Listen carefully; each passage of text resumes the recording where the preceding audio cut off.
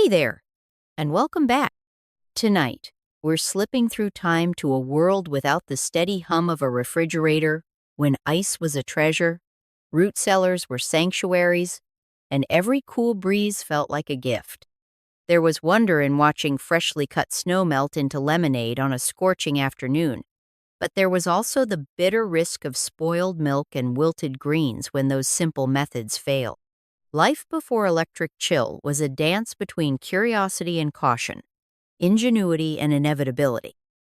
If you enjoy these quiet explorations into lives lived on the edge of warmth and cool, feel free to like and subscribe only if it resonates with you. And I'd love to know, where are you watching from and what time is it where you are? Let's share our little global circle of stories. Now, dim the lights, settle in, and let's uncover the beauty and the hardship of keeping cool in a world that had to earn its ice. Hi there. I'm glad you're here. Tonight I want to take you down into a cool, quiet place from my childhood, a root cellar tucked beneath our farmhouse, where the air felt damp and safe, and every crate and burlap sack seemed to hold a small miracle of preservation. Back in the day, long before buzzing refrigerators, families learned to trust the steady chill of the earth itself. I remember the first time I crept down those wooden steps, my hand trailing along the rough-hewn walls, and how the scent of cold soil and unwashed carrots filled my senses. Mama would tuck away jars of pickles and mason jars of applesauce on the shelves, their glass sides fogging with the cellar's hush. Charlie and I would balance on our toes to peek at the potatoes heaped in the corners, smooth and firm, as if they'd been harvested just this morning, even after weeks underground. It wasn't foolproof. I recall one July, when the summer heat seeped in through a crack, and we found wilted greens that had surrendered to the warmth. That taught me how close a cold store could flirt with spoilage, how preservation was a patient craft requiring careful planning and respect for nature's rhythms. And I remember feeling proud knowing that this simple, handmade chamber was our family's lifeline against summer's spoils and winter's sting. I can still picture the crisp sparkle of winter mornings when my grandmother would bundle up in wool mittens and lead me out to the barnyard, where snow lay piled deep against the old oak fence. Long before any humming appliance, families in our region learned to harvest the season's bounty of cold by cutting pits into drifts and packing them tight. My grandmother's snow pit was a simple hollow she carved beside the barn's stone foundation, its walls insulated with layers of straw and burlap sack. We would shovel bushels of fresh snow into that pit until it rose above our knees, then press and tamp it firmly so the air pockets trapped chilly stillness. Into those icy walls we tucked wooden crates filled with butter, churns, and earthenware crocks of cream, sealing the pit each dawn with boards and more straw. Throughout the thawing months, the pit's temperature remained low enough to keep butter firm and milk cool, even as the world warmed around us. I remember gathering handfuls of snow to sprinkle over lemonade pails on particularly hot afternoons, marveling that such simple cold could taste as sweet as any treat. In those days, there was a quiet pride in knowing that a storm's fury could become our refrigerator, a season's gift stored for our comfort and survival. Yet I also learned its fragility. A sudden thaw could seep through thin straw, spoiling a week's supply of cream in a single afternoon. That memory taught me that before electricity, preserving food was a delicate practice requiring constant vigilance and respect for the balance between earth, ice, and heat. I first heard about the ancient Persian ice houses from a tattered history book in Mrs. Enright. Crandall's living room, those domed chambers carved into hillsides and buried in insulation so masterfully that they stored blocks of ice harvested in winter all the way through the scorching summer months.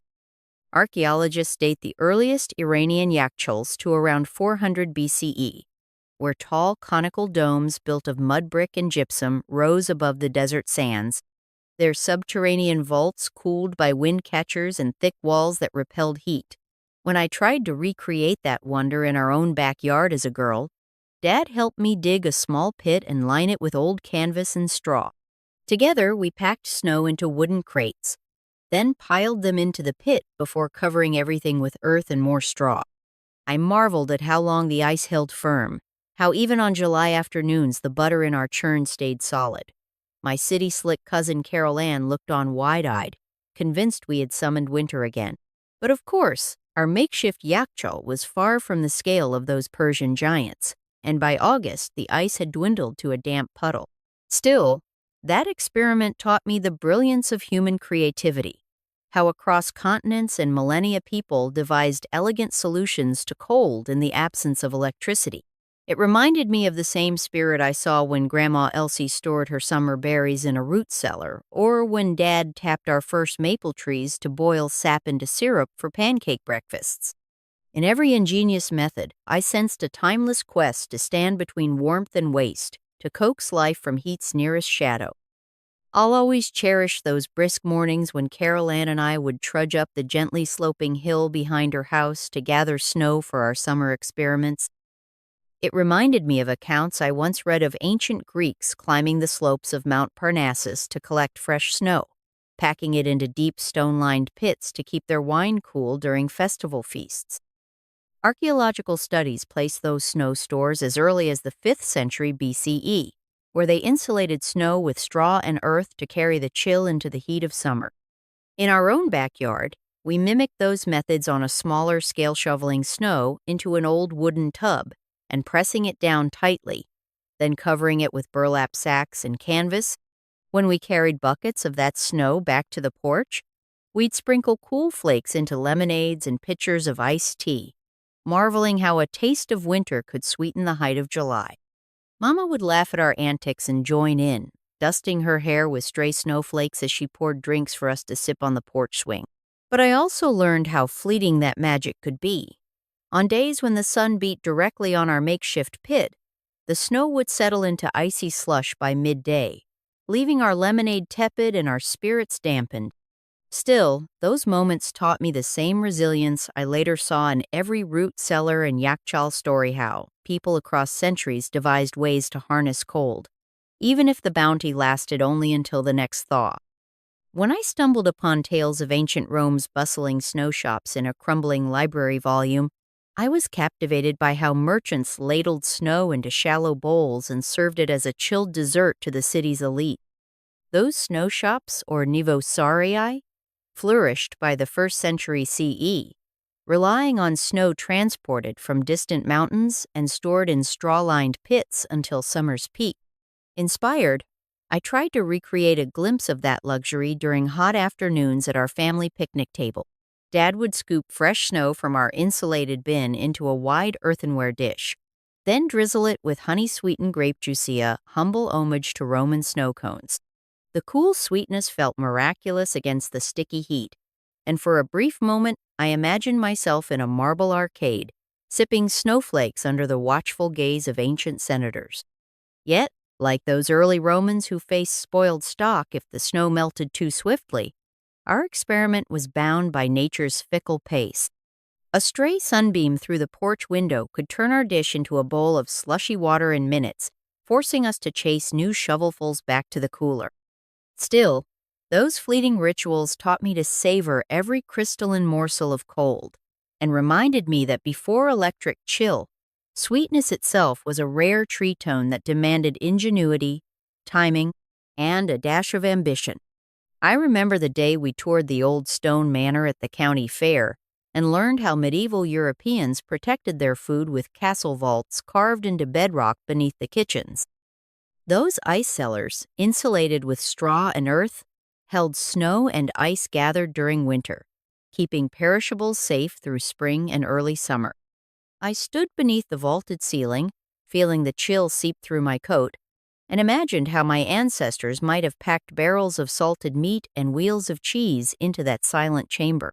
Back home, I tried to mirror their craft by lining our small basement alcove with hay bales and blankets, then pressing trays of summer berries into the cold space.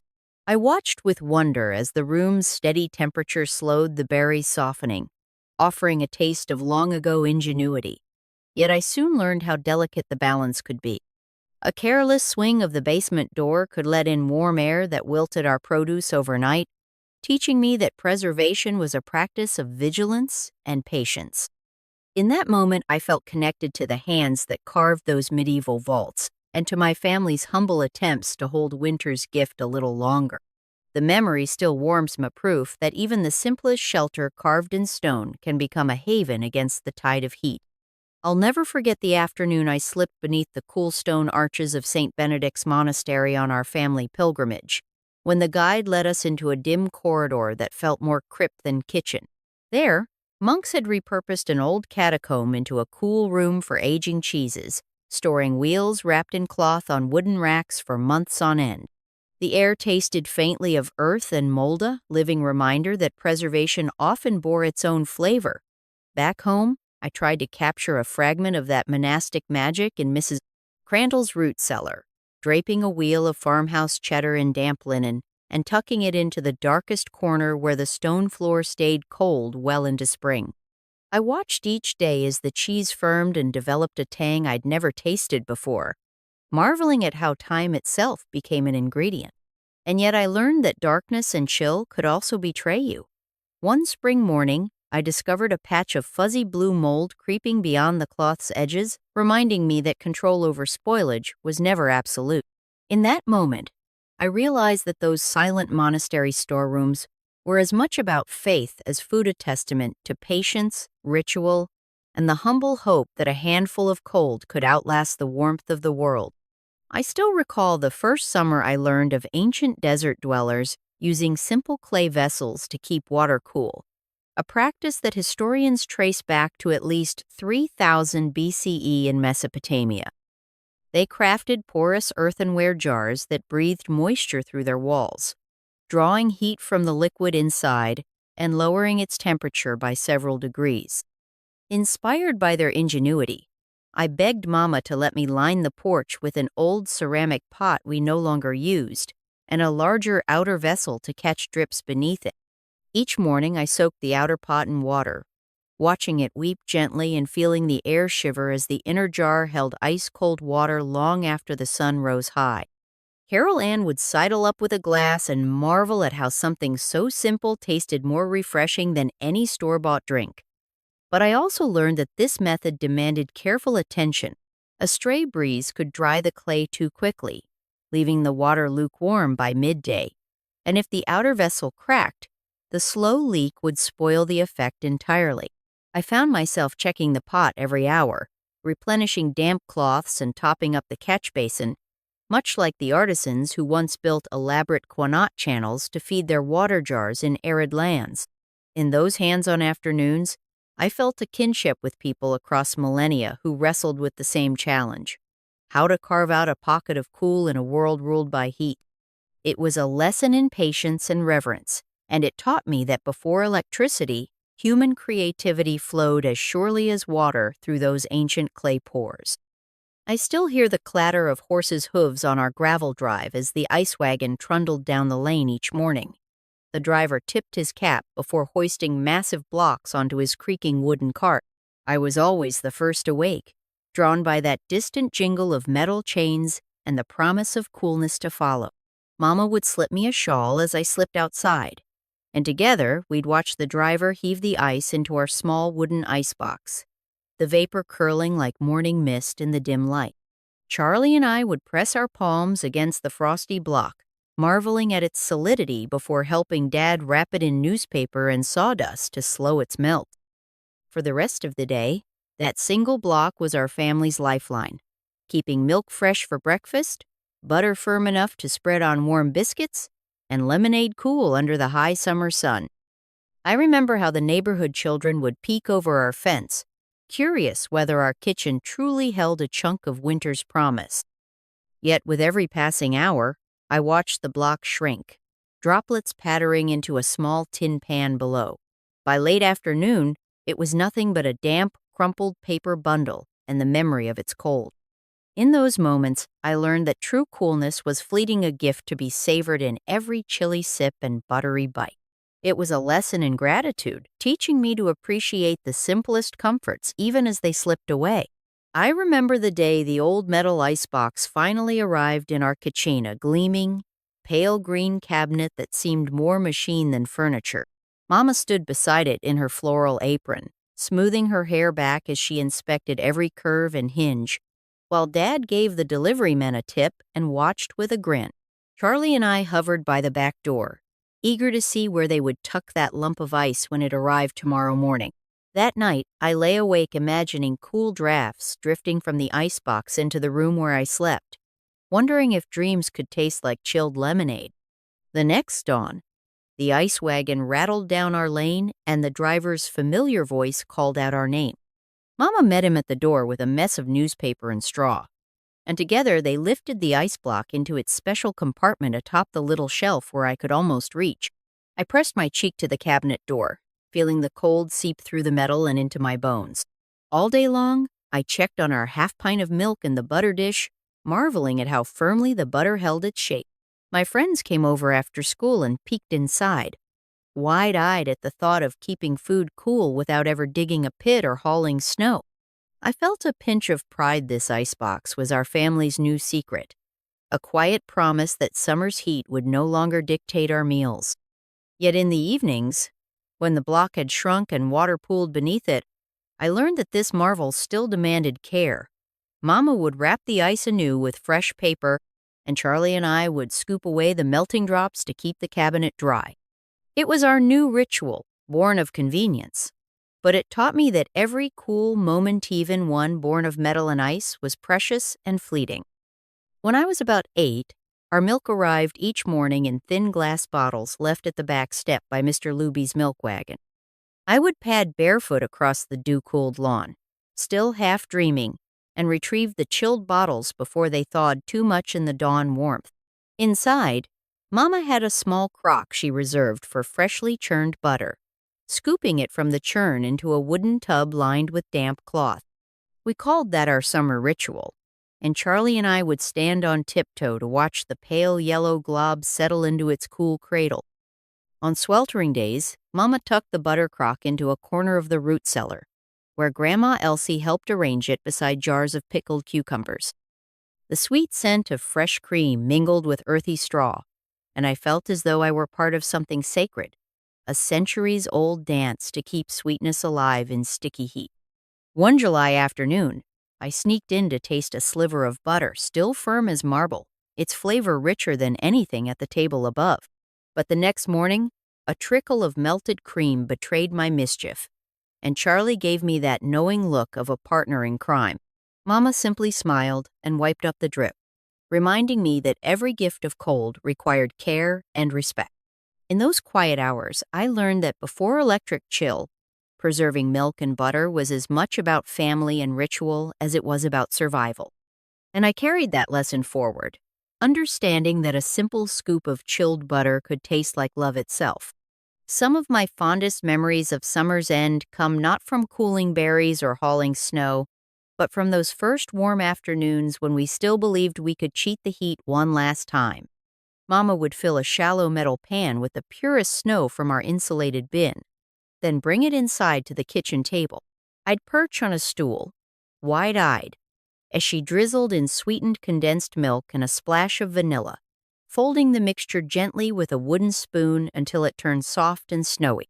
The moment spoon met lip, warmth and cold merged in the most unexpected harmonidony crystals that melted into ribbons of sweetness, filling my mouth with the last whisper of winter.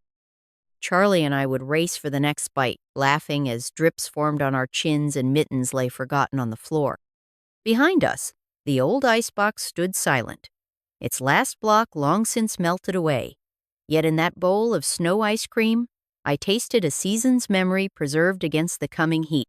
It taught me that before electric chill, treats were rituals of hope, small celebrations of cold born from the love and labor of family.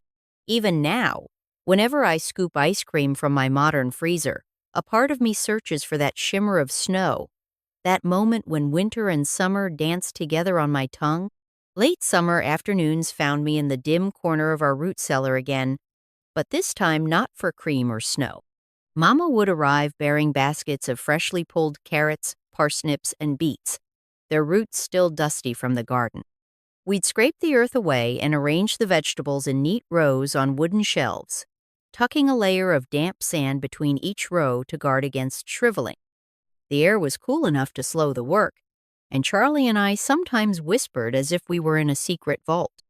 I remember brushing sand from a bright orange carrot and snapping off its feathery green top, then biting into that crisp flesh, its sweet juice a surprising gift against the cellar's chill.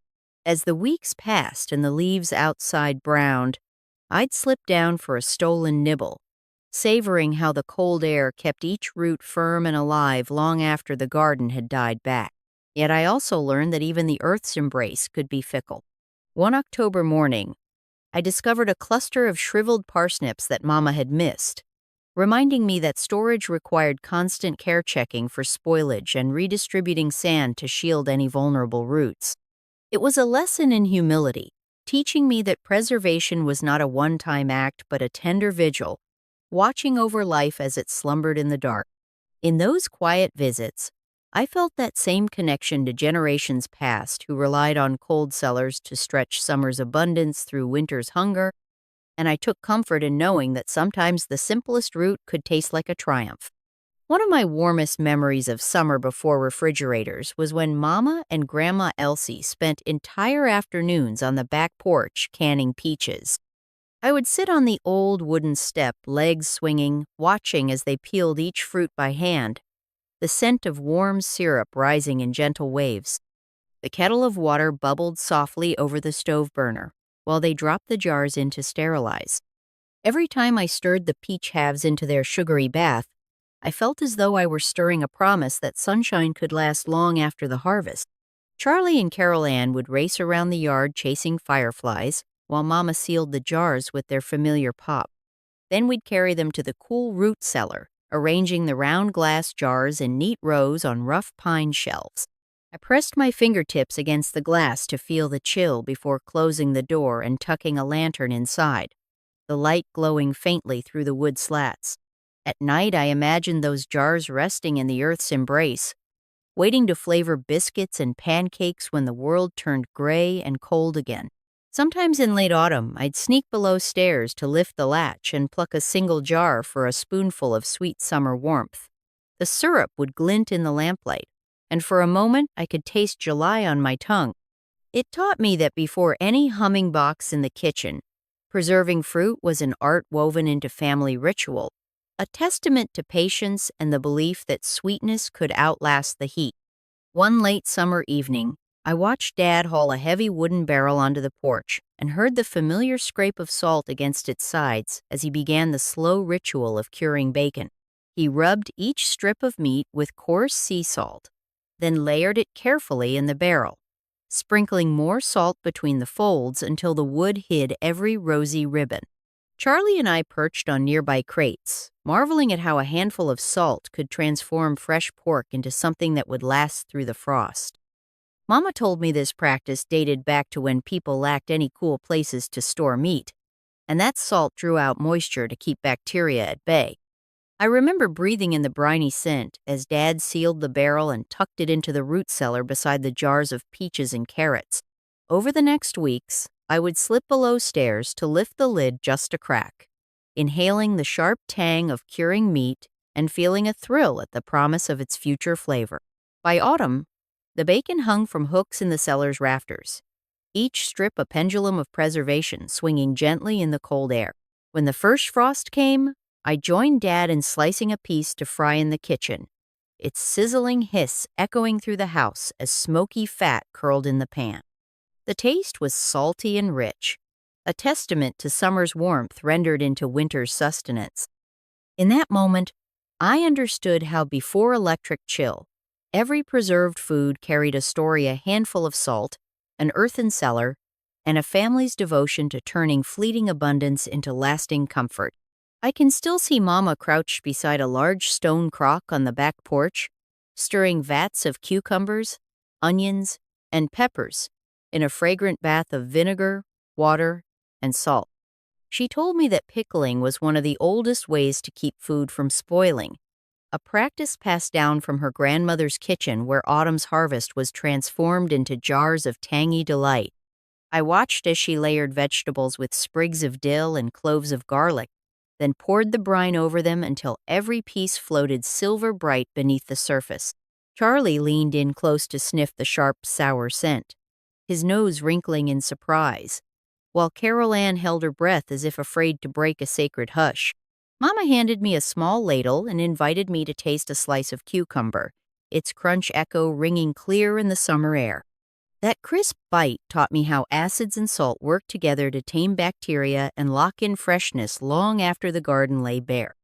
Once the crocks were sealed with tight lids, we carried them to the root cellar where they nestled among the carrots and peaches, their glass sides fogged with cool promise.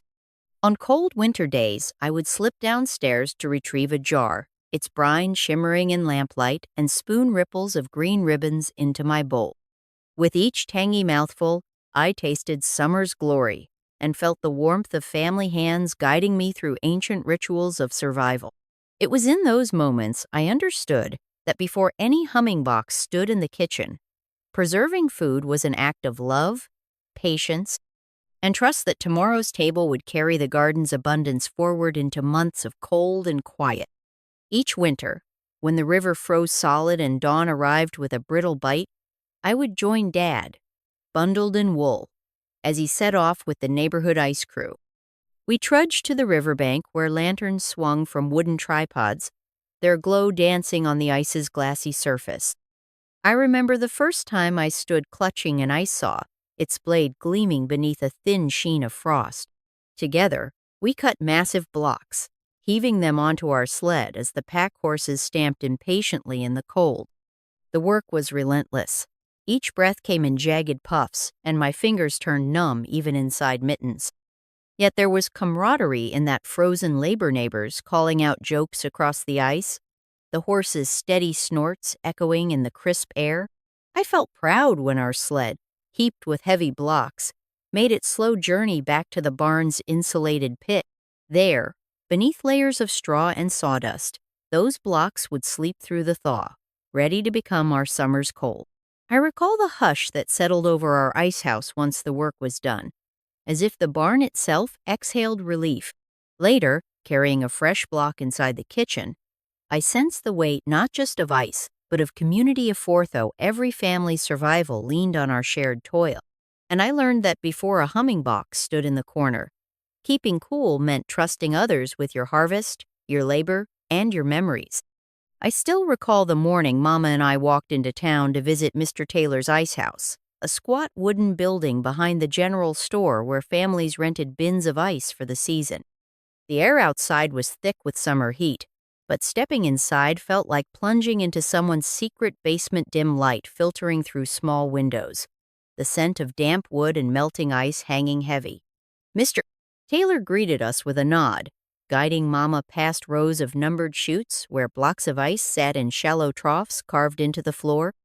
He tapped a gloved finger against a block, and droplets beaded on the surface before skittering down into a narrow channel that carried the meltwater away.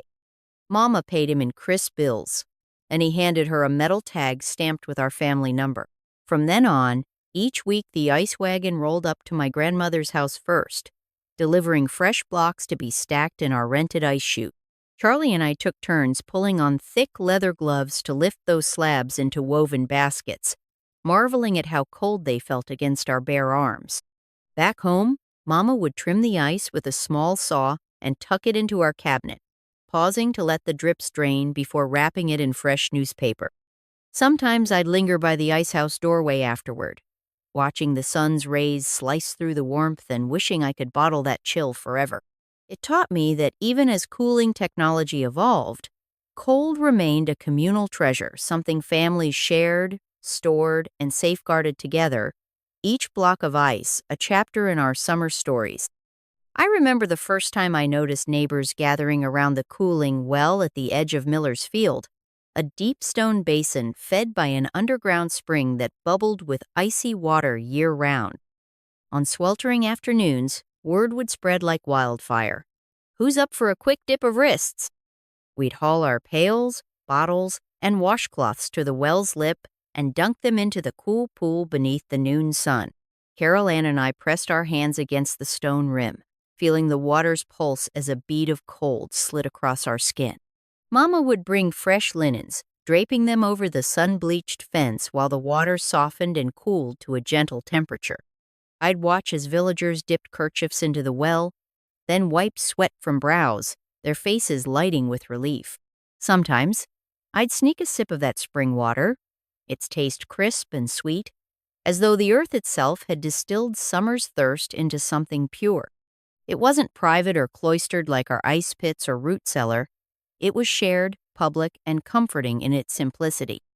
And yet, I learned how precious such communal cool could be, people arriving early to claim prime spots, children racing to the front to dunk jugs before the water warmed under too many hands. In that bustling circle around the well, I understood that before refrigerators, cooling was as much a social ritual as a household chore. It brought people together in shared relief, turning heat's burden into a moment of collective refreshment. I still smile at the memory of lazy Sunday afternoons on Grandma Elsie's front porch, where she'd set out a row of delicate glass pitchers brimming with ice-cold lemonade and iced mint tea. The porch swing creaked in the slight breeze, and above us the lace curtains fluttered against open windows, whispering secrets of relief. Charlie and I would rest our lemonade glasses on the painted railing, feeling the condensation cool our fingertips as neighbors paused on their way to church to lift a cup and chat. Mrs. Crandall's ceiling fan lazily chopped the warm air, sending soft gusts that carried the scent of fresh-cut grass and sugar-kissed citrus. In those moments, the world beyond the porch steps felt suspended, held in a perfect balance of sun and shade, chatter and stillness.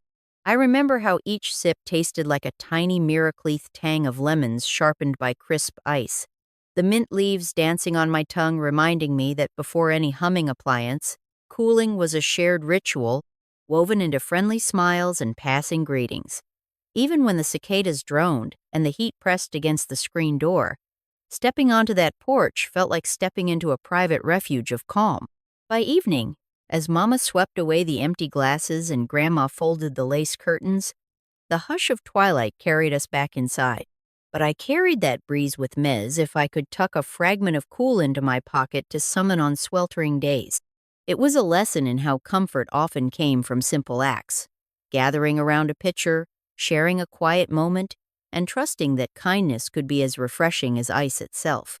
On crisp autumn afternoons, I would wander into the kitchen to find Mama and Grandma Elsie perched at the table, notebooks open, planning next year's garden while sipping from chipped enamel mugs of iced herbal tea. They spoke in hushed tones about planting basil and mint whose leaves we'd crush in jugs of cool water come summer, imagining the scent carried on warm breezes.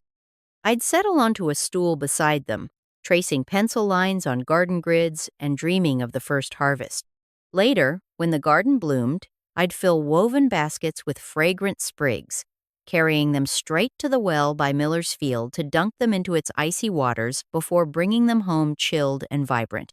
Mama would pour the cooled infusion over twigs of lemon balm, and I'd watch the pale green liquid swirl, inhaling its gentle aroma. That simple act turned each cup into a promise of relief for the next summer's heat. Yet I learned that even those plans depended on careful timing plant too early, and frost would claim the seedlings, gather too late, and herbs lost their fragrance. In those moments, I realized that before electric chill, keeping cool began long before heat arrived. In the seeds we sowed, the herbs we harvested, and the anticipation of a cold sip carrying hope through the hottest days. It was a lesson in foresight and patience, teaching me that every cool treat was rooted in seasons of care and quiet collaboration.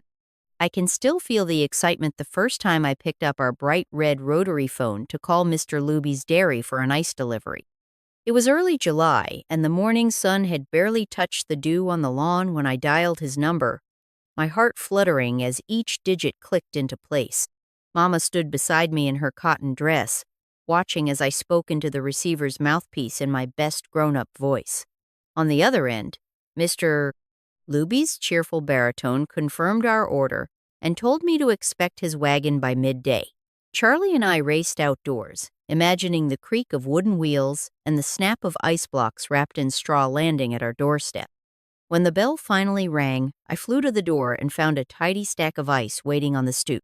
We hoisted those glistening slabs into the kitchen and stowed them in our icebox, thrilled at the promise of cool milk, crisp butter, and icy lemonade through the sweltering afternoon. In the days that followed, pulling cold air from that wooden cabinet felt like summoning summer rain in the desert. But I also learned that convenience carried its own vigilance. If we forgot to drain the meltwater tray, it overflowed and left the floor slick. If we failed to wrap the ice well, it melted too quickly, and the next phone call came sooner than expected. In each drop of water slipping across my fingers, I found a lesson in responsibility, that sustaining comfort in a hot world required more than a simple request. It demanded attention, respect for the resources at hand, and a willingness to share the work. Even now, whenever I pull the freezer door open in my modern kitchen, I remember the weight of those straw-wrapped blocks and the thrill of that first telephone order, and I smile at how small acts of planning once brought cool relief to our little corner of the world. Let that one sink in. When you're ready for the next mystery, hit subscribe. One of my sweetest memories comes from summers spent at Miller's drugstore, where the soda fountain counter gleamed like a stage and the air buzzed with the hiss of carbonated water. Charlie and I would pedal our bikes down the gravel road, dust kicking up behind us, hearts racing at the thought of crossing that threshold. Inside, the linoleum floor stayed cool underfoot, and the soda jerk in his crisp white jacket scooped crushed ice into tall glass tumblers. He'd spoon in bright cherry or creamy vanilla syrup, swirl in fresh milk or sparkling soda, and top it with a cloud of whipped cream that trembled like a slow-motion snowdrift. My fingertips would tingle against the frosted glass as I lifted the first sip-sharp sweetness meeting that icy chill in a moment of pure delight. Neighbors and friends gathered on the chrome stools, elbows touching, voices soft against the gentle clatter of spoons, and grease-paint-bright mugs clinking on the counter. It felt like a secret club where everyone belonged, united by the simple pleasure of cold treats made to order. I learned then that before rows of chilled cabinets at the grocery store, Community Cool was a performance-a daily ritual of joy, craftsmanship, and shared smiles. Even now, whenever I pass a soda fountain or see a glass mug filled with ice, I'm transported back to that place where every flavor carried a promise, that summer's heat could be held at bay, if only for the length of a Sunday spoon. Long before any buzz of an electric fan, Mama devised her own porch-side cooler on the hottest July afternoons.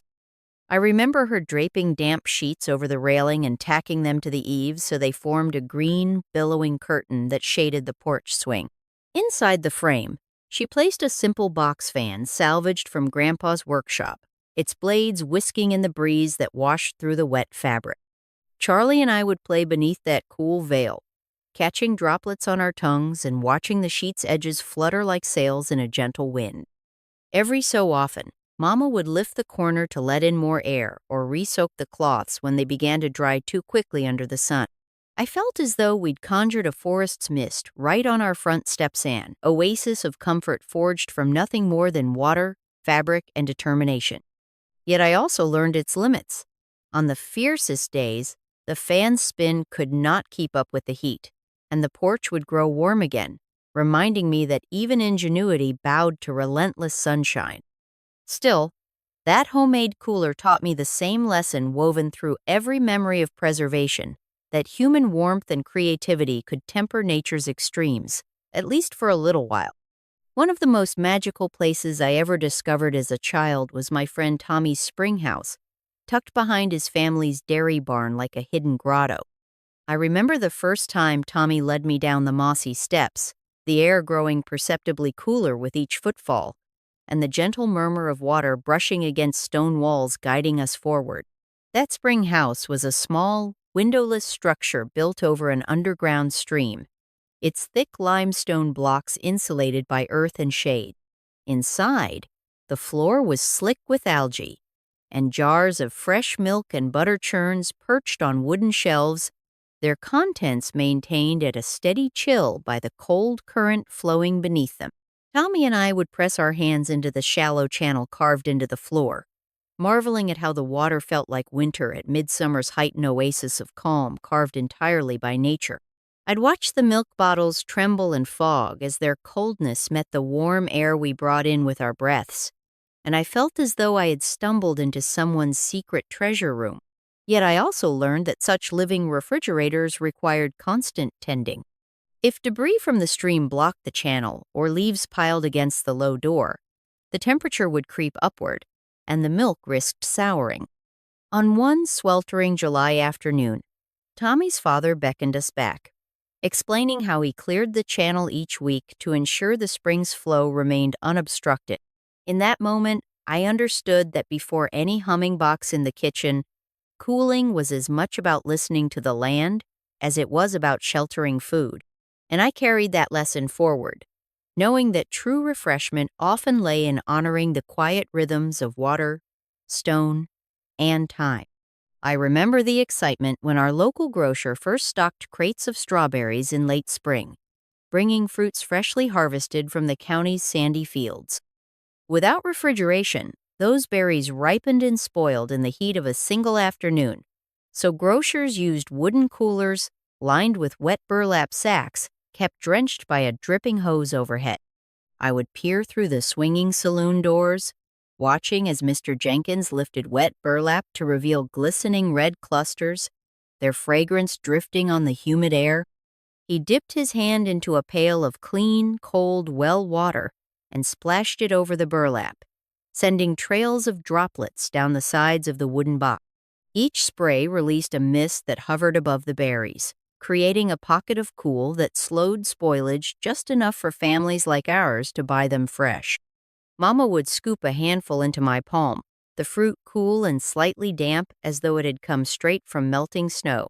Charlie and I would hurry home, carrying the basket through sunlit lanes to taste summer sweetness before it slipped away.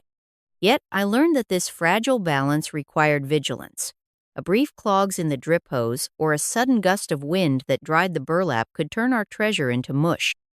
In those moments, I understood that before electric chillers and air-conditioned storage, keeping food fresh was an art practiced by careful hands, constant attention, and an unspoken hope that each spray of water would hold back the warmth just a little longer.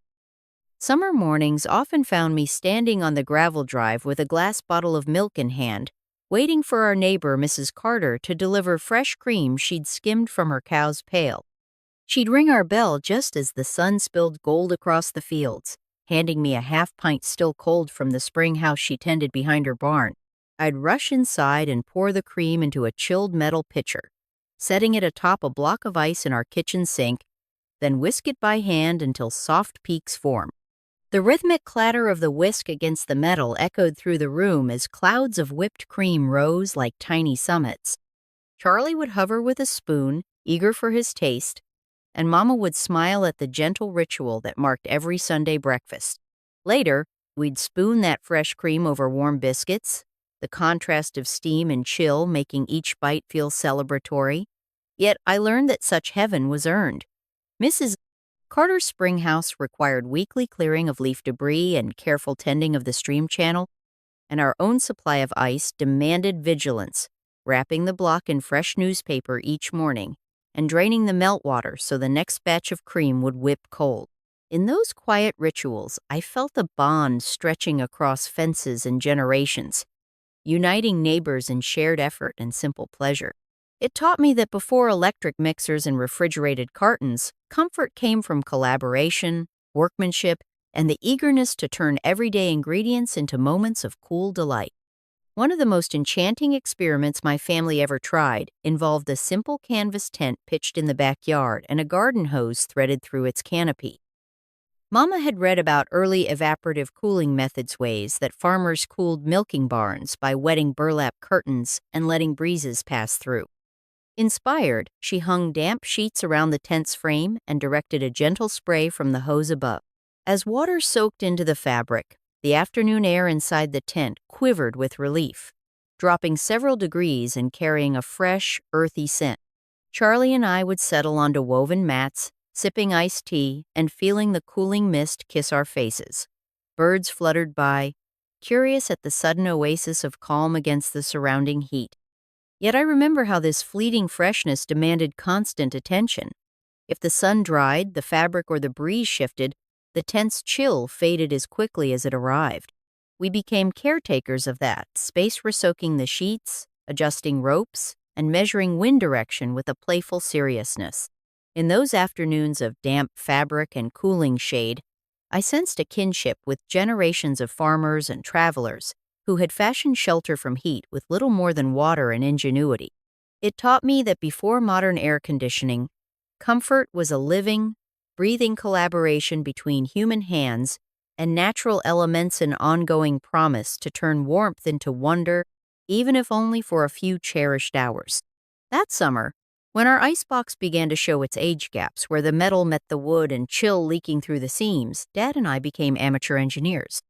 Armed with rolls of old newspaper and scraps of cork from Grandpa's workshop, we set to work sealing every crevice we could find. I remember spreading sheets of newspaper inside the cabinet door, pressing each layer firmly so that, when the ice arrived, its cold would stay contained rather than slipping away into the kitchen. Dad cut thin strips of cork to line the shelves, and together we taped them carefully along the edges where drafts threatened. As the icebox hummed to life the next morning, I slipped inside to feel the difference, how even a small patch of cold lingered longer when surrounded by our makeshift insulation. Charlie peeked over my shoulder, whispering that we'd built a secret fortress of chill right under the humming fan at Mrs. Carter's house. Yet I learned that no hack was perfect. A stray wrinkle in the newspaper or a loose strip of cork could invite a warm breeze that melted the ice faster than usual. Those afternoons of tinkering taught me that before manufacturers perfected their designs, families improvised, repurposed, and problem-solved with whatever materials lay on hand. It was a hands-on lesson in resilience and resourcefulness, proving that coolness like comfort was as much about creativity as it was about technology. And in the quiet hum of that slightly patched icebox, I felt proud knowing we had extended summer's gift, one folded sheet of newspaper at a time.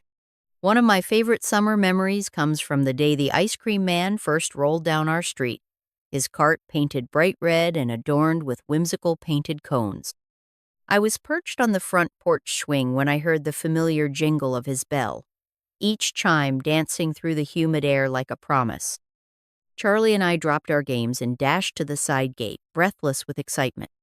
The ice cream man greeted us with a broad smile as he lifted the lid to reveal row upon row of pale pink strawberry and creamy vanilla bars, each one nestled in crushed ice that glistened like morning dew. Mama appeared with folded bills in hand and watched as we chose our flavors, the cold sticks pressing cool against our palms. I remember how the first bite felt a creamy burst that melted into sweet relief, the summer heat receding with every spoonful. Neighbors gathered at the curb, trading stories and smiles, while the cart's small fan hummed softly, stirring a breeze that carried the scent of sugar and laughter. Yet I learned that even this simple pleasure required timing and care. If the ice melted too quickly under the midday sun, the bars would become soft and sticky, losing their magic. The ice cream man would refill his ice with fresh snow from the freezer chest inside the cart, and I watched him work with gentle expertise, his movements practiced and calm. In those moments, I realized that before home freezers and frozen dessert aisles, enjoying a cold treat was a communal ritual, a shared delight that brought people together in fleeting bliss. It taught me that comfort often rested in small, joyful moments crafted by skilled hands and a bit of ingenuity. I'll never forget the afternoon Mama strung damp sheets along the clothesline, their fabric billowing like sails in the summer breeze as we all pitched in to hang laundry. I remember the warm sun pressing against my back while I clipped each corner, then stepping aside to watch the sheets soak up the air's moisture before fluttering free. Behind them, the porch fan hummed, drawing threads of cool air through the living room windows and into the house like a gentle whisper. Charlie and I would press our faces between the damp folds, giggling as the water's chill tickled our cheeks. Even our shaggy dog Buddy would flop onto the front steps beneath the swaying sheets, tail thumping in contentment. It felt as though the breeze carried a secret blessing, soft and wet, that eased the day's sticky heat. Yet I also learned its caprice. If the sun peeked out too fiercely, the sheets would dry in minutes, and the cool veil would vanish like mist at sunrise. We'd race to re-wet them with the garden hose, spraying each length in long arcs until they hung heavy again, dripping onto the grass below. In those moments, I felt the same resourcefulness I'd admired in my grandparents' root cellar and the monastic cheese cave, every cooling method born of simple materials, family effort, and a dash of Midwestern ingenuity. And as evening fell and we gathered on the porch to fold warm sheets into baskets, I understood that before any humming box kept us cool, comfort was woven in damp cloth, shared labor, and the laughter that trickled through every breeze. I still remember the excitement of preparing my school lunch each morning during those sweltering summer weeks, when Mama would tuck a small block of ice into my metal pail and seal it with a damp tea towel. Slipping into my uniform, I would tiptoe to the back door where she waited with a wicker basket full of peanut butter sandwiches and a glass jar of homemade lemonade. Before sealing the lid, she would wrap the ice in a square of fabric steeped in morning dew and press it gently against the jar, careful not to let water drip onto my bread. By the time I reached the schoolyard, the cool air inside the pail was a comfort against the baked pavement and the sun's relentless warmth. During lunch hour, my friends and I would gather under the old oak tree, opening our pails to reveal chilled treasures: crisp sandwiches, lemonade beaded with cold, and sometimes a surprise of softened chocolate that clung to the ice's edges. I loved how the damp towels softened under my fingers, and how each sip tasted like a secret gift from home. Yet I also learned that this ritual required vigilance and care. If the ice slipped loose, the tea towel would become saturated and leak, turning my lunch soggy in minutes. If I forgot to replace the ice after a particularly hot day, the pail's coolness would fade by midday and leave my food vulnerable to summer spoil. In those moments, I discovered that before cafeteria refrigerators and insulated bags, keeping lunch fresh was a lesson in mindfulness, a daily promise between child and mother that comfort could be carried in a simple metal pail, held fast by love and a single block of ice. One humid July evening, I watched Dad rig a makeshift evaporative cooler for our stuffy living room, inspired by stories of swamp coolers my grandfather once described from his Texas childhood. He nailed a wooden frame to the window, hanging strips of burlap that he soaked thoroughly before the sun crested the roof. Beneath the hanging cloth, he positioned a small electric fan we rescued from the garage, its blades rattling softly as they drew air through the damp fibers. I remember stepping inside the room and feeling the temperature drop by several degrees, the breeze tasting faintly of wet earth and promise. Charlie and I perched on the faded sofa, marveling at how a simple sheet of soaked burlap could transform stifling air into something almost crisp. Even Buddy, our golden retriever, settled beside us instead of panting by the door. Yet this cooling miracle demanded constant tending. Dad would refill the bucket of water every few hours, and if the wind died, the curtain dried too quickly, ending our oasis of damp relief. I learned that before modern air conditioning, comfort was not a flip of a switch, but a continuous act of care-watching water levels, adjusting fan speed, and listening for the whisper of fabric against the frame. In those evenings of humming blades and dripping burlap, I felt connected to generations who turned to nature's simple elements for respite, forging pockets of coolness born from water, wind, and unwavering attention. That summer, when the hardware store announced they had canning jars on sale, Mama and I decided to rival our own root cellar preserves by layering vegetables in towering glass stacks right in the kitchen. I remember her placing a kettle of brine on the stove, its steam curling into the afternoon light, while I washed and trimmed cucumbers and onions until my fingers pruned and slick.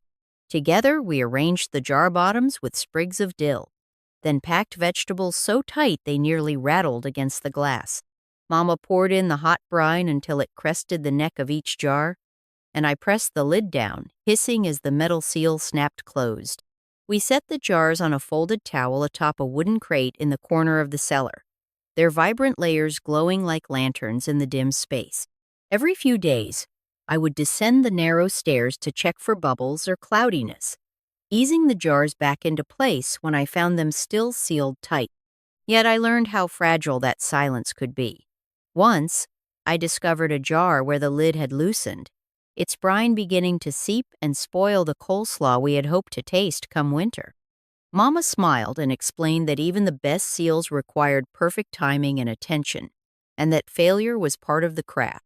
In those moments, I realized that before any electric preserve maker or modern gadget, canning was an alchemy of heat, glass, and Hopian act of faith that summer's bounty could survive the hush of frost. I still remember the evening Mama and I lit the old kerosene lantern in our tiny dairy kitchen to prepare for a grand experiment in cold preservation. We had heard of dry ice-solid carbon dioxide that hissed and reminded me of winter's chill and wanted to try its strange magic. Papa carefully unwrapped the chipped block, its surface frosted in thin layers, and placed it in a thick-walled metal pail. Mama slipped in a smaller jar of strawberry syrup, sealing the pail with a damp cloth tied tight around the rim. We backed away as the dry ice began to sublimate, the air around the pail turning misty and cold, wreaths of vapor drifting over the table. Charlie and I pressed our faces forward, catching the icy tendrils on our cheeks, while Mama slowly lifted the lid to reveal the syrup transformed into a frozen sherbet. Its texture was unlike anything we had known, finer than any snow ice cream, with a sharpness that tingled on the tongue. Yet I learned that this wonder demanded respect. The dry ice released gas that could overwhelm the pail if sealed too long, and Papa warned us never to touch the block with bare hands. That hushed lesson taught me that even the most enchanting methods of cooling carried their own dangers and rituals. It reminded me that before electric chillers and chemical-free freezers, families experimented with anything that promised cold, always mindful of the balance between innovation and safety, between awe and caution. I can still picture the county fair this summer, a silver electric refrigerator first rolled onto the midway, gleaming under the canvas tents like a jewel among cotton candy and Ferris wheels. I stood beside Mama as a salesman in a crisp suit flipped open the door, revealing smooth, gleaming shelves and a small light that shone inside like a lantern. He spoke of coils and compressors, of temperate magic born not from snow or spring wells, but from wires and motors. Charlie tugged at my sleeve, eyes wide, as we imagined ice that never melted, ice that came at the flip of a switch. Later that evening, Mama and Dad drove past the fairgrounds on their way home, and I peered through the kitchen window to see a refrigerator standing alone beneath the porch light, its door sealed tight. The next morning, our farmhouse smelled of new paint and promise. We watched the salesman lift a block of ice from the wagon and place it inside the refrigerator's freezer compartment, then plug in the cord. As the hum began, I pressed my palm to the smooth metal and felt the future's cool pulse beneath my fingers. For weeks, I checked the dashboard thermometer he'd installed, marveling at how it held steady even as July's sun beat against the windows. But I also learned that this modern marvel required its own rituals, cleaning the coils behind the cabinet, draining a small drip pan each morning, and guarding against power outages that could turn our food to spoil. And when the lights flickered one stormy night and the refrigerator fell silent, I rushed to the basement root cellar, opening its door wide to rescue our milk and butter before warmth could claim them. In that moment, I understood that no invention, however wondrous, could fully replace the lessons of patience and vigilance my family had learned long before electricity arrived. Once our shiny new refrigerator became a fixture in the kitchen, I found myself drawn to its gentle hum each morning, as though it were the heartbeat of our home. Yet every time I opened its door to retrieve milk or butter, I felt a pang of nostalgia for the root cellar's earthy hush and the frosted blocks stacked in the icehouse. Mama, sensing my wistfulness, suggested we honor those old methods alongside our modern convenience. So, each week, we still carried jars to the spring house behind Grandma Elsie's barn, letting the underground stream work its quiet magic. We retrieved crisp bottles of lemonade there, their glass sides cool to the touch, before returning them to rest in the fridge. Standing in the kitchen, a glass in hand, I recognized that while technology had simplified preservation, it had also separated us from the tactile rituals that once connected us deeply to food, weather, and labor. That realization led me to revive our old root cellar each autumn, tucking jars of pickles and berries below stairs even as the frosted coils above hummed faithfully. I learned that progress need not erase tradition, and that keeping cool, whether by ice block or electric current, was ultimately about balancing innovation with reverence for what came before. In that harmony, I found a fuller understanding of comfort, one that embraced both humming motors and the whisper of earth under stone. One of my fondest summer memories comes from the annual church picnic by Miller's Pond, where every family brought a wooden ice chest brimming with goodies. I can still see the long table shaded by oaks, covered with gingham cloths, and the row of chests lined up like silent sentinels awaiting their moment. Mama and I woke before dawn to fill our chest, sandwiches wrapped in waxed paper, jars of pickles, and a small block of ice tucked into the center, insulated with towels Dad had sewn from feed sacks. When we arrived, I'd help unload it onto the grass, lifting the lid to reveal our treasures kept cool by the frozen heart at its core. Children ran between tables, carrying paper cups of iced tea, while elders swapped stories over platters of potato salad and cold fried chicken. I loved the way the ice chest hissed when opened, sending a puff of cold that felt like a breath of winter across our sun-warmed skin. Yet I learned that this communal feast depended on precise timing. If the block lay at the bottom too long, the meltwater would swamp the sandwiches. If it sat too near the top, it would warm beneath the sun's glare. Mama showed me how to rotate the block halfway through the afternoon and drain off excess water, so each layer of food stayed crisp. In that careful choreography, I felt the same blend of community and craftsmanship that marked every other method of cooling I'd known: root cellars, snow pits, clay pots, and electric refrigerators alike. It taught me that before cold ran through pipes, it moved through hands, folded towels, rotated blocks, and shared rituals that kept heat at bay, and drew people together in acts of simple shared care. I'll never forget the sweltering night when Mama first taught me the trick of chilling our beds before sleep. After dinner, she would fill an old metal basin with ice from our icebox and place it at the foot of my little twin bed.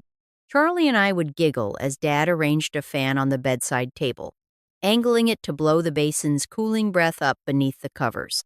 Mama tucked damp handkerchiefs in each pillowcase and draped one end of the sheet into the basin so the fabric would soak up the cold water. As the evening air lost its heat and the basin's chill rose in a tender wave, I would slip beneath the sheets, feeling the first shiver of relief along my skin. Charlie's bed next door would glimmer under his lantern light, the faint hum of the fan carrying through the hall. I remember drifting to sleep on that damp, cool sheet, my dreams sweet and weightless, carried on a breeze of ingenuity and love. Yet I also learned that this borrowed cold was fleeting. By midnight, the ice would shrink to half its size, the water tepid, and the fan's breeze withered. We'd slip out around 2 or 3 in the morning, refill the basin from the kitchen's cold tap, and snuggle back under for a fresh whisper of comfort. In those half-asleep moments, I felt the quiet rhythm of family care. How long before any humming appliance there was a mother's touch, a father's contraption, and a child's gray dawns made cool by simple rituals. I still remember the afternoon Mama and I walked through the sliding doors of the brand-new supermarket that had opened on Main Street, its interior aisles gleaming under bright lights and rows of refrigerators humming softly at the back. We paused in front of a long bank of glass-fronted cases stocked with milk, butter, and fresh produce, all neatly arranged behind tidy shelves. I felt a whisper of wonder as Mama lifted a carton of cream to her lips, its coldness ticking against my fingertips like a secret. There was something magical in how the store held an endless supply of chill, no digging or packing required, just a gentle pull of the handle and instant cool reveal. I watched as neighbors selected their goods with Izano newspaper wraps or sawdust needed to buffer the ice. no careful timing to catch the still frozen center. Yet I also noticed Mama's thoughtful gaze, as though she were remembering our root cellar's hush or the ice wagon's rattle on our gravel drive. In that moment, I understood that even as convenience and abundance arrived under fluorescent light, there remained a human story woven through every cold aisle. The generations who had hauled ice from the river, churned snow into lemonade, and swept straw beneath cellar floors. And I felt grateful for both worlds, the old rituals I carried in my bones and the new promise of uninterrupted cool at the slice of a hand. In the soft hum of those supermarket refrigerators, I heard echoes of every icy method I had ever known, reminding me that comfort is shaped not just by technology but by the memories we bring to its doors. One summer weekend, when I was about 10, our family piled into the old station wagon for a day at Silver Lake, and for the first time I saw a modern insulated cooler in action. Dad had borrowed it from Mr. Luby, a bright blue box lined with thick foam that promised to keep ice from melting for an entire afternoon under the beating sun. I remember the thrill as he carried it down the wooden dock, the lid squeaking on its hinges, followed by Mama balancing paper plates of fried chicken and sandwiches wrapped in waxed paper. Charlie and I tugged our swimsuits on impatiently, our bare feet slapping the weathered boards, while Grandma Elsie nestled a block of ice inside the cooler's belly, tucking a damp towel over it to catch the drips. We spent the morning swimming and skipping stones, and each time we paused, Dad lifted the cooler lid to reveal our picnic treasures, still crisp-cold lemonade beating on the outside of glass jars, butter firm enough to spread on warm bread, and grapes that snapped with icy sweetness. It felt like magic. A single block of ice suspended in foam could hold back the lake's heat, a testament to both innovation and borrowed tradition. Yet I also learned that even this marvel demanded care. If the lid stayed open too long or the cooler sat in direct sun, its promise of chill would fade, and the ice would vanish faster than we could eat our lunch. In those moments, I understood that before refrigerators ruled every kitchen, keeping cool was an ongoing choreography, a blending of old rituals and new inventions, each guided by respect for ice's fleeting power and the simple joy of sharing refreshment with those we love. I still remember the 4th of July when our block decided to throw an old-fashioned ice cream social, and for the first time I saw how electric refrigerators could transform a neighborhood gathering. Early that morning, Aunt Dorothy swung open her garage door to reveal a long folding table draped in red, white, and blue bunting, lined with bowls of whipped cream, mason jars of strawberry compote, and piles of sugar cones. At one end stood her shiny, upright refrigerator, its door left open to display rows of frozen treats she had prepared the night before: homemade ice pops, chunky fruit sorbets, and chocolate-dipped bars. As the sun climbed, the ice chest Dad had brought from home proved useful for holding plates and napkins, but all eyes turned to the refrigerator's cool compartment where ice never melted, no matter how long its door stayed ajar.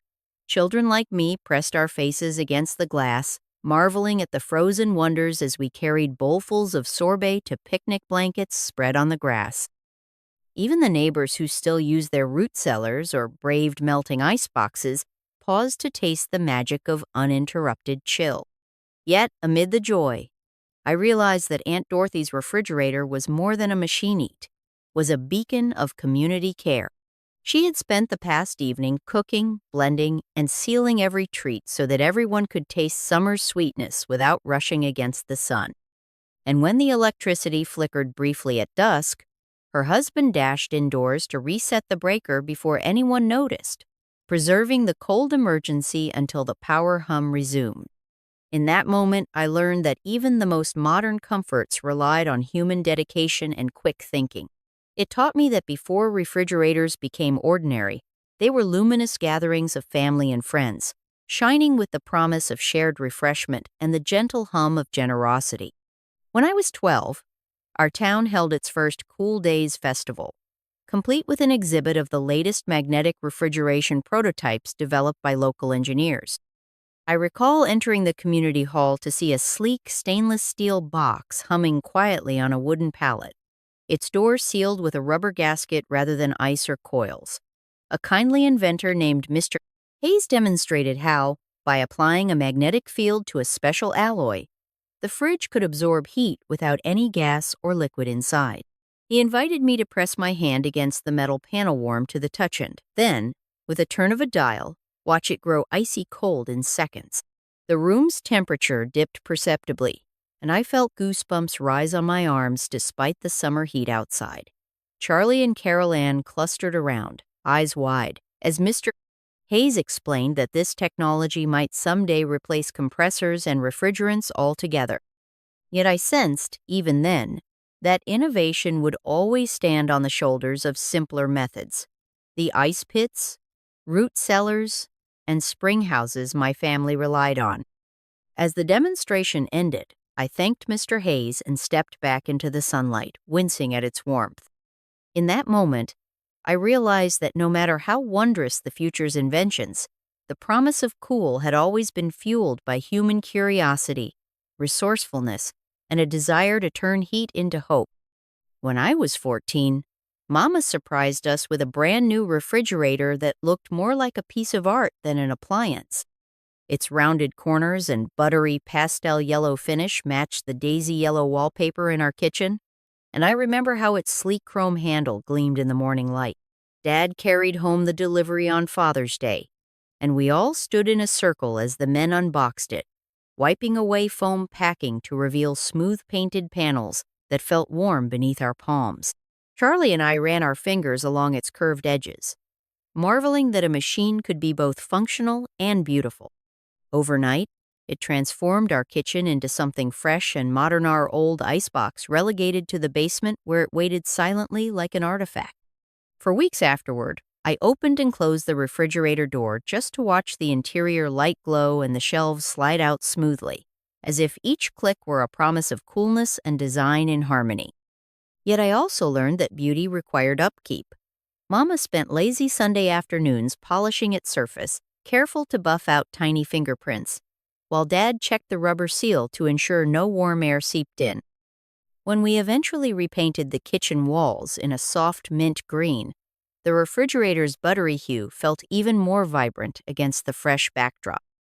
And I realized how our choices in color and style reflected not just taste, but a family's pride in progress. In that kitchen, I understood that before refrigerators were merely tools, they were symbols of comfort and identity, icons shaped by both hands and hearts. In the early mornings of late summer, after the dew had settled and before the sun claimed the sky, I would join Dad at the local ice cream factory on the outskirts of town. He worked there part-time, helping load crates of frozen cans onto delivery trucks bound for grocery stores and soda fountains. I remember stepping into that cavernous warehouse, the air so cold it stung my lungs, and rows of steel racks stacked with tubs of custard and fruit sherbets that glowed under industrial lights like frosted jewels.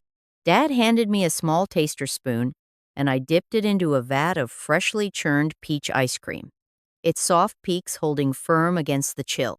That first taste velvety, sun-sweet, and just cold enough to make my tongue tingle felt like a secret shared between us and the machines that hummed above. As the trucks rumbled away, I watched crates sealed with ice packs glide past, their icy cargo destined to become summer's joy in back porch coolers and storefront displays. Yet even in that world of mechanical freezing, I noted the echoes of my childhood rituals. The same careful layering of cold and product, the vigilant checking of temperatures, the reverence for ice's fragile power. And when I climbed back into our family car, I carried home a small tub nestled in straw with its lid slightly askew, eager to share its chill with Charlie and Mama. In that moment, I understood that before every modern freezer and factory line, there lay a lineage of home kitchens, root cellars, and snow-packed pits that human hands had always guided cold from field and stream into every spoonful of sweet relief. Late one summer evening, as fireflies flickered in the garden, I joined Papa in preparing our annual batch of homemade cream cheese in the cool cellar beneath the house. We placed a large kettle of milk and vinegar over a simmering flame in the kitchen, stirring gently until curds formed and separated from the whey. Then, under the soft glow of a single bulb, Papa carried the heavy pot down the narrow steps while I followed, balancing a bowl to catch stray drips. In the root cellar's hush, we lined a wooden strainer with cheesecloth, slowly pouring the curds into its folds. The cellar's steady chill coaxed the whey to drip away, and after several hours we gathered the creamy mass that remained. I pressed it gently into a crock, feeling how firm yet tender it was, a testament to both temperature and time. By the next morning, the cream cheese had set, its surface cool and smooth beneath my fingertips. Charlie sliced fresh bread, and Mama spread the soft cheese thick, seasoning it with a pinch of salt and a sprinkle of chives from the windowsill. As I savored that first bite, its subtle tang and velvet texture carried the memory of every ancestor who had worked in flickering light to preserve milk's richness against spoilage. Yet I learned that even in these quiet rituals, precision mattered. Too much warmth and the curds would clog, too much cold and the cheese would stiffen. In that dim cellar, I understood that before electric mixers and stainless steel vats, preservation was an art born of patience and reverence for the delicate balance between heat, fermentation, and the earth's natural cool. I can still feel the gentle weight of the ice poultice Mama and I prepared for my sunburn one blistering July afternoon. After I spent too long chasing fireflies in the field, I returned home with my shoulders scorched and aching. Mama retrieved a slab of ice from the icebox, wrapping it carefully in a clean, damp towel before pressing it against my sunburned skin. The cold soothed the sting immediately, drawing a flush of relief through me as I lay back on the porch swing. She told me that long before the advent of modern cryotherapy, people relied on ice and snow to treat fevers, swellings, and aches. In her soft voice, she described how 19th century physicians packed ice around wounded limbs to reduce inflammation, and how even medieval apothecaries tucked snow into earthen jars to cool poultices of herbs and salves. As the sweat dried on my brow, I felt grateful for our simple Remedino electric compressor required, just the slow melt of ice and a mother's steady hand. Yet I learned that this healing chill demanded careful timing. Too little and the pain would return. Too long and the cold could numb the skin. Mama taught me to alternate the poultice every 10 minutes, keeping an eye on my comfort as she refilled the towel with fresh ice. In those tender moments, I saw how cold once carried not only the promise of fresh food, but the power to heal and comfort. And I carried that lesson forward, remembering that before any sterile freezer or gel pack, care often came wrapped in cloth and born of a family's quiet devotion to turning cold into consolation. That autumn, when the crisp air hinted at the first frost, I found myself drawn once more to the root cellar, this time to store jars of fresh berries preserved in sugar. Mama and I stood side by side on the stone floor, whispering so as not to disturb the hush that settled there. As she showed me how to layer raspberries and blackberries in mason jars, each fruit nestled like a jewel beneath a crown of granulated sugar. We pressed down gently, coaxing out the fruit's juices, until the sugar dissolved into a ruby syrup that glowed in the lantern's light. Then, before sealing the lids, we placed each jar on a woven mat and let them rest for a moment, feeling the cellar's chill seep into the glass. I pressed my palm against the first jar, marveling at how its chill promised a taste of summer against winter's sting. Yet I learned that preservation's success depended on perfect timing. If the berries were packed too loosely, air pockets would spoil their sweetness. If sealed too tightly while warm, the jars could crack under pressure. In those silent moments, I realized that before electric canisters and vacuum seals, patience and attention to nuance were the bedrock of keeping nature's gifts alive. As I carried each cool jar to its shelf, I felt a profound gratitude for every hand that had layered fruit and sugar in kitchens and cellars long before my own, weaving threads of summer into the fabric of cold months yet to come. One snowy December afternoon, when the world outside was glazed in ice and every branch bowed under the silent weight of frost, I bundled into my heaviest wool coat and mittens and followed Dad out into the crisp morning air. Each breath we exhaled hovered like a wisp of smoke before vanishing into the pale sky. Our lantern swung from Dad's free hand, its flickering light casting long shadows across the frozen expanse of our little farm pond. The surface was a flawless mirror of winter's hush, unbroken except for the narrow ladder we'd propped against the bank for this very purpose. I remember the first crackle as we stepped onto the ice, that soft but alarming sound of glass beneath boot toes, reminding me how thin the boundary between safety and surprise could be. My heart fluttered, half with excitement, half with nerves. As I gripped the lantern and watched Dad's saw blade bite into the ice, he worked with steady precision, leaning into each stroke so the blade sank deeper, sending tiny shivers up my spine as the ice trembled around him. Little shards of frozen mist rose into the lantern glow, drifting like ghostly motes before settling back onto the pond's surface. I knelt beside him, tracing concentric circles in the ice with my mittened finger and feeling the cold seep through the lantern glass, cool against my knuckles. Each sweep of the saw brought us closer to breaking through the pond's solid crust stand. Each sweep taught me the patience and rhythm required to wrest cold from water.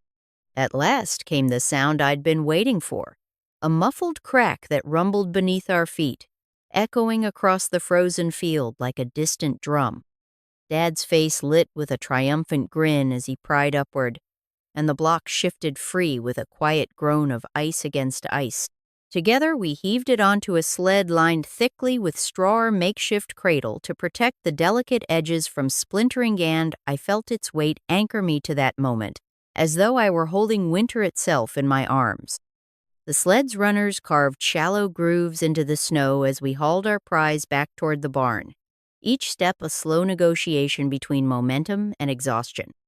Inside the high-ceilinged barn, we found our straw-insulated bins waiting like silent sentinels. Dad carefully slid the ice block into its wooden vault, the straw yielding with a soft hiss, and I watched as a single drop of meltwater slipped from the block's corner, pooling in the bin's depths like a promise of refreshment to come.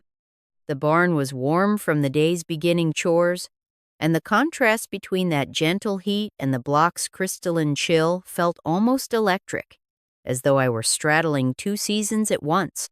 Over the next days, I descended into that dim barn each morning before sunrise, lantern in hand, to check on our precious store. I watched through frost-rimmed windows as the block gradually diminished, its edges rounding as it surrendered its frigid heart drop by drop. I sensed the quiet pride in Dad's voice when he noted that our insulation had held strong, keeping the barn's temperature low enough to keep our winter vegetables crisp and the fresh milk cool without freezing into solid slush. Yet each inspection came with a cautious hope that no sudden warm gust or stray mouse nestling in the straw would spoil our treasure. I learned that every ice block demanded vigilant care, a constant conversation between cold and warmth, stubborn straw bales and drifting barn heat. In those frozen hours, I felt a profound kinship with generations who had relied on winter's bounty to guard them through the Sizonsto stave-off spring floods when the melt came too fast, and to hold back summer's heat when the sun pressed heavy against the fields. I thought of ancestors who drove sleighs over ice-covered rivers, of villagers who huddled around community ice houses to trade blocks and stories beneath the biting wind, and as I held the lantern high, its light bobbing against wooden beams and frost-laced rafters, I understood that before electric freezers ever hummed to life, every block of ice was a lifeline sculpted by patient cuts, cradled in straw, and sustained by unwavering human hands. That December, standing in the barn's hush, I felt the continuity of story and season. I carried with me the echo of each scraping saw stroke, each crack that split the pond's surface, and each careful layer of straw we piled around our frozen prize. I carried the lesson that cold is never simply given, it must be coaxed, preserved, and respected. And in that lantern-lit barn, I understood that the heart of winter could be carved from water, held in a sled's cradle, and kept alive in the gentle vigilance of a family determined to turn a frozen afternoon into sustenance and memory. In the early spring mornings, When the orchard lay half asleep beneath a veil of lingering frost and pale sunlight crept across dew-laden grass like a gentle promise, I joined Mama in what had become our most cherished ritual of renewal and refreshment. We wandered side by side through the sleepy rows of budding trees, our breath rising in soft clouds as we carried a pair of slender scissors and an eager sense of anticipation. Every step stirred up a faint scent of earth and blossom, and we paused at each cluster of mint, chamomile, and lemon balm, bending low to clip sprigs just as their first leaves unfurled. Mama's practiced hand moved with deliberate care, snipping at just the right length so each stem would sit gracefully in water without bruising its tender tops. And I followed her example, learning to feel the slight resistance of living green as I eased each blade between the scissors' tips. By the time we returned to the kitchen, the sun had climbed higher and the frost had melted into 1,000 sparkling jewels across the lawn. Mama arranged our fragrant bundles in shallow ceramic bowls, their pale surfaces cool and inviting, and then she carried down into the root cellar to retrieve blocks of ice that had slept beneath layers of straw all winter long. I watched her lift the heavy slabs and set them into a wooden tray on the broad kitchen table, where their crystalline faces caught the light and released a hush of cold that lingered in the air. With careful hands, she nestled the bowls of herbs atop the ice, and I leaned in close to marvel at the way beads of condensation formed on the bowl's smooth undersides, each droplet a tiny mirror reflecting the pale green leaves above. Tendrils of chill wove across the tabletop, and I felt the table's wood tremble slightly, as though it were alive with the herb's awakening promise. As the ice began to whisper its slow surrender, Mama recalled stories of ancient healers who had pressed flower petals into beds of snow to capture their essence, of apothecaries who steeped petals in melting ice to cool fevers and soothe aching temples. She spoke softly of distant lands where ceremonial teas were prepared under moonlight, the ingredients gathered at dawn and cooled over mountain snows. Those legends came alive in our small kitchen, where the simple act of chilling herbs felt like a bridge between past and present, between the orchard's first green stirrings and the lasting comfort of a cool, fragrant cup. Later that afternoon, when the steep tea had taken on a pale amber glow, we poured it into tall glasses filled with fresh ice and rested on the porch swing to taste the result of our careful work. Each sip brought a revelation. The mint's crisp clarity danced on the tongue, the chamomile's gentle warmth softened the edges of the day, and the lemon balm's subtle brightness threaded through every note. The chill sharpened the herbs' voices, transforming familiar flavors into something vibrant and new, and I realized how essential it was to find the perfect harmony between warmth and cold. Too little ice and the tea sat tepid and flat. Too much ice and the flavors lay hidden beneath an overpowering chill. In those moments, I learned that before electric kettles and refrigerated pitchers, every drink carried a narrative of seasons and devotion, of hands that had coaxed flavors from the soil and then tempered them with winter's final gift. It was a lesson in balance and reverence, teaching me that human touch could guide nature's bounty through transformation, revealing deeper delights in the quiet interplay of sunlit fields and the lingering breath of ice. And now, as we reach the close of our journey, I invite you to step with me into the quiet glow of a lantern-lit cellar, where the air is cool and still and every shelf is lined with jars that hold summer's sweetness in suspended animation. Picture those mason jars snug against the stone walls, their glass sides fogged faintly with the cellar's hush, each lid bearing a ring of tiny droplet silent witnesses to the days when the sun ripened fruit and the sky wept gentle rains.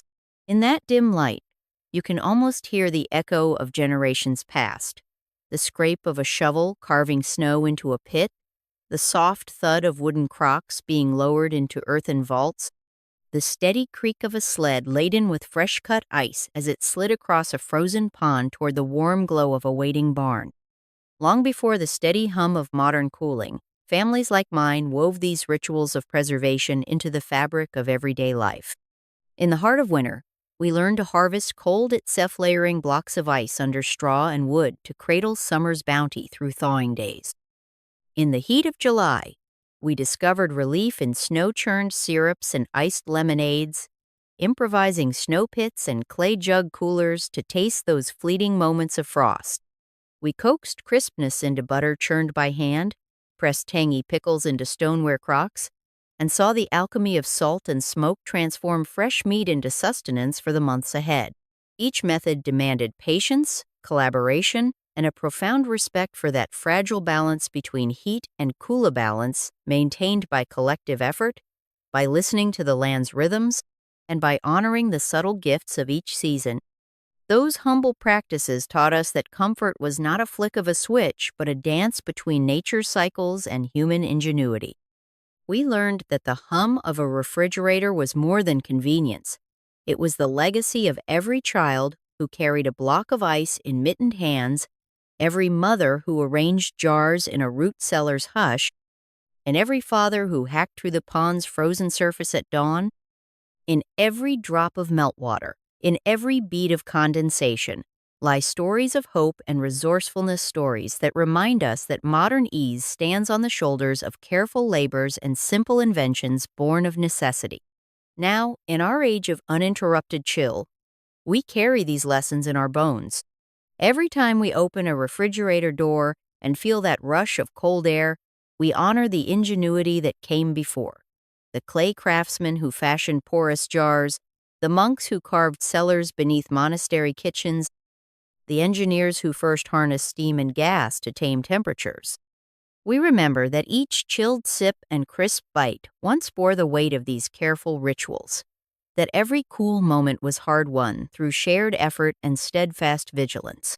Thank you for walking through these seasons with me, for lingering in the hush of root cellars and the sparkle of snow pits, for tasting warmth and chill as one, and for carrying forward the memory that comfort, above all, is an act of love. As you return to your own kitchens and pause before that humming appliance, I hope you'll recall the delicate dance between past and present, between heat and cold, and remember that in every corner of the world, the art of keeping cool has always been, at heart, a human story. That was one layer.